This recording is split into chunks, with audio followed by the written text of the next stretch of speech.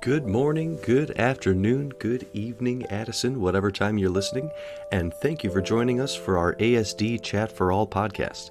We have lots of fun and exciting things on the horizon for Addison School District 4, and this podcast allows us the opportunity to connect with our parents and guardians, families, and community to celebrate our students, their accomplishments, and so much more.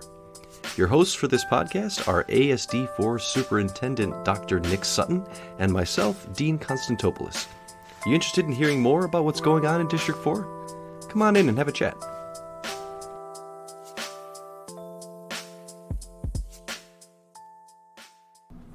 Good afternoon, Addison, and welcome to another episode of the ASD Chat for All podcast. I'm here. My name is Dean Constantopoulos. I'll be one of your hosts, along with my co-host, Dr. Nick Sutton. How you doing today, Nick? Nick Sutton's doing well. I'm enjoying this. It's fun seeing the audience grow. Yes. A little bit of a buzz. Absolutely. And we've got another great guest on today. So who's our guest? Why don't you go ahead and introduce her? Let's change it up a little bit. Oh, thank you very much. Well, today we have Yamilette Sosa on with us. She is our new Director of Biliteracy. How are you today?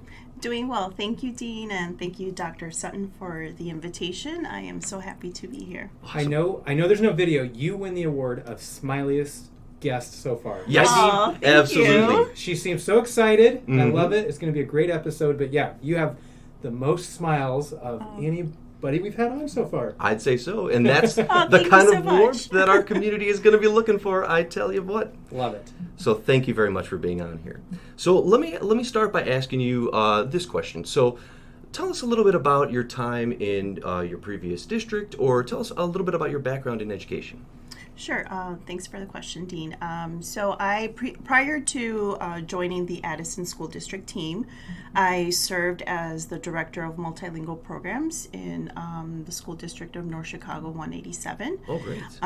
So I was there for about 4 years in the roles of Assistant Director of the Multilingual Programs, as well as the last 3 as Director.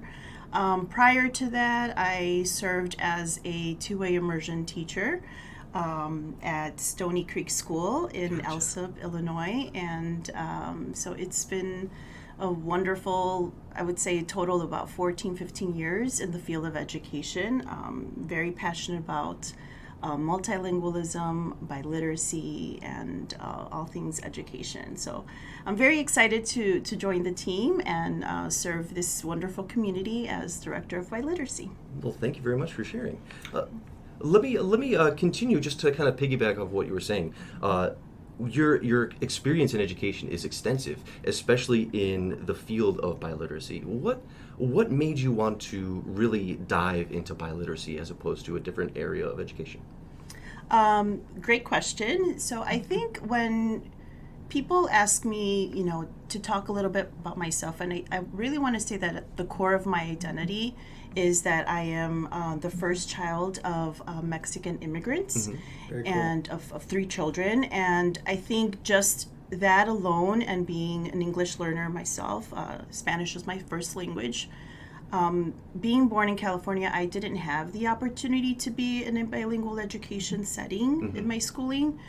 And therefore, I really, it's unfortunate that my family, we always spoke Spanish at home. So I am fluent in both languages, but I really want to make sure that every child who's entitled and eligible for this opportunity has the opportunity to learn in both their native language and also English. I think it's important to really embrace biliteracy, multilingualism in a school setting, because that's such a core. It's just the core of our identity. At least in my view. Yeah, well, thank you, and I know that our community is really going to appreciate that, and I'm sure that a lot of people in the community can relate to that story. So, thank you for sharing. So I would even say, let's even move back a step, because we don't know who's out there listening. What exactly is a biliteracy program? What exactly do we have in place here, and maybe where do you want to see it go? Yes. So when we talk about English learners, that's a term that For example, in every state, there's a different terminology. In the state of Illinois, the Board of Education uses a term, English learner, EL. It's not to say that, they've even changed their department name to a multilingual department now. There was a brief time when they used emergent bilingual, but because of all the compliance pieces, all the state reporting, we still continue to use English learner. With that said, so when we code students in terms of like their data in reporting to the state, we still use that term EL, but in the classroom, we really want to embrace multilingualism or multilingual learner. And that includes students who are in two-way immersion programs, which is what we have here in two of our schools in Addison School District, both at Stone and at Wesley. And what that means is that the programs are open to not only students who are EL per the state criteria with the assessments of screening, but also to the rest of the community, to students or families who are interested in learning Spanish as a second language and be bilingual, biliterate. I think that's an important point to really articulate too. So just to kind of reiterate that, like, what does that mean exactly for everybody out there listening? Because I think that's maybe an item that I'm not sure everybody's aware of. So in a nutshell, biliteracy means you're learning literacy not only in English but also in Spanish. In our case, there are other programs in other districts where it's a different language, but here at Addison School District it's English and Spanish. So on a daily basis you will be exposed and either reading, writing, listening, speaking in both English and Spanish, which is such a true gift for all of our students, our future leaders. Exactly. Very nice. And you had mentioned that this sort of biliteracy program was not only is open to families as a whole. Is that correct? So is that something that families can get involved in, and so it's not just students learning, it's also the families can take part in these sort of programs and get some more information for themselves as well, and some more educational opportunities for themselves as well. Exactly. And also, in my experience as a teacher, I was a kindergarten two-way immersion teacher, and just the connections that families were able to make, and just through events, then they start with play dates, and till this day, my first class, now they're entering sophomore year in high school, and some of the families have become best friends. Not only are their children best friends, but also the parents. So I think it's such a nice opportunity to take those, what we may perceive as differences because we speak different languages, but see the biliteracy as a connection, or the programs as a connection. We have more similarities than we think. So I think it's such a great opportunity for families, for students. And then in our other schools, we have the one-way immersion programs, which is open to all of our students who are eligible for EL services. So their service, receiving those minutes or those services that they're entitled to through our one-way immersion programs. That's great. So it really sounds like this program is going to benefit not only in an educational aspect, but also on like a social and emotional aspect as well. Absolutely, That's yes. amazing. Thank you very much for that. Yes. So let me ask you a little bit more about the specifics then. So thinking about the upcoming school year for next year, what kinds of programs or initiatives are we planning for the upcoming year? What are some things that we should, our family should be getting excited about for the upcoming school year?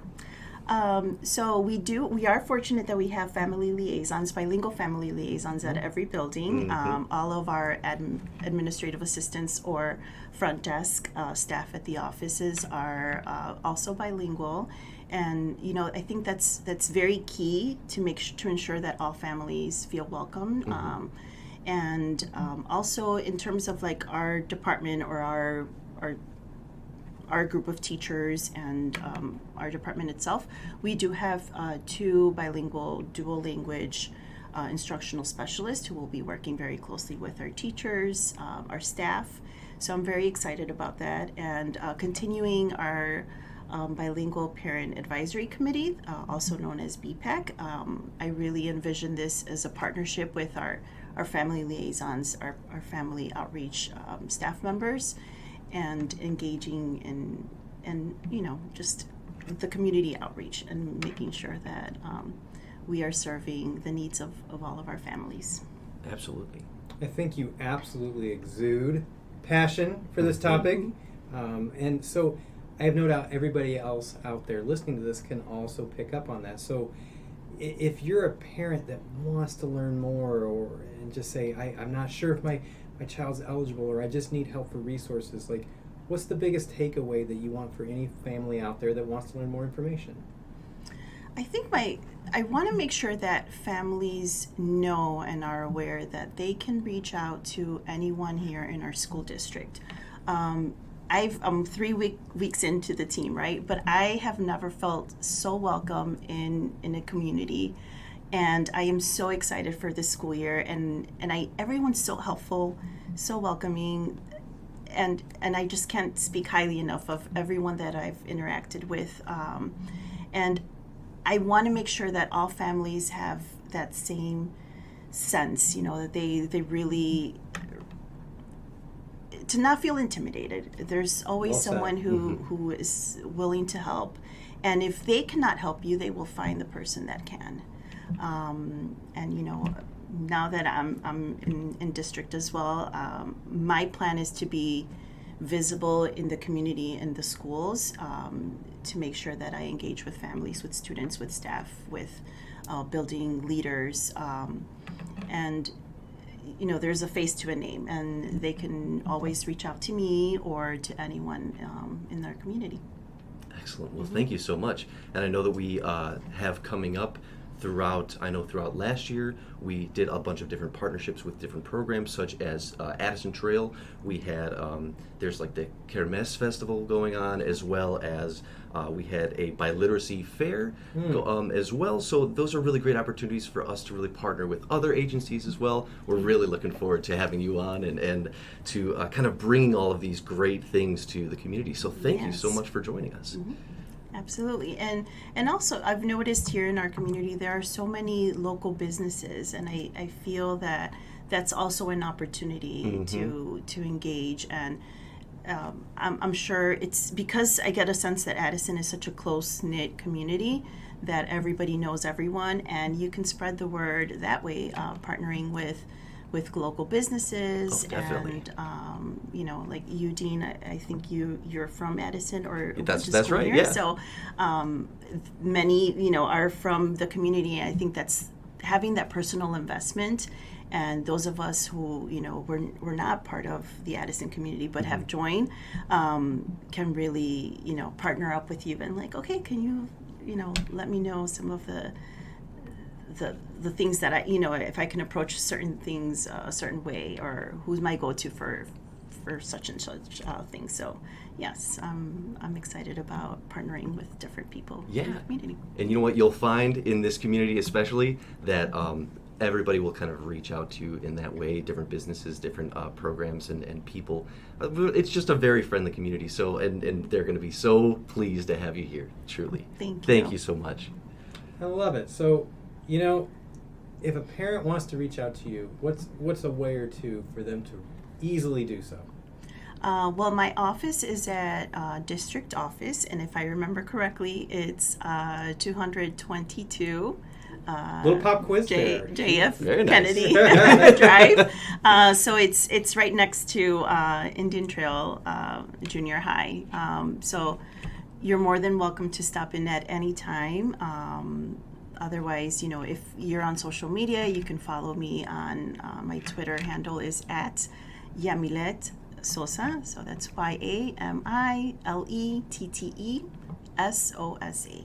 Very good. So same question to you, Dean. If somebody wants to talk about this episode, a future episode, or just anything and everything Addison, what's the easiest way to reach you? Easiest way to reach me is going to be at my Twitter handle. That's at AddisonSD4.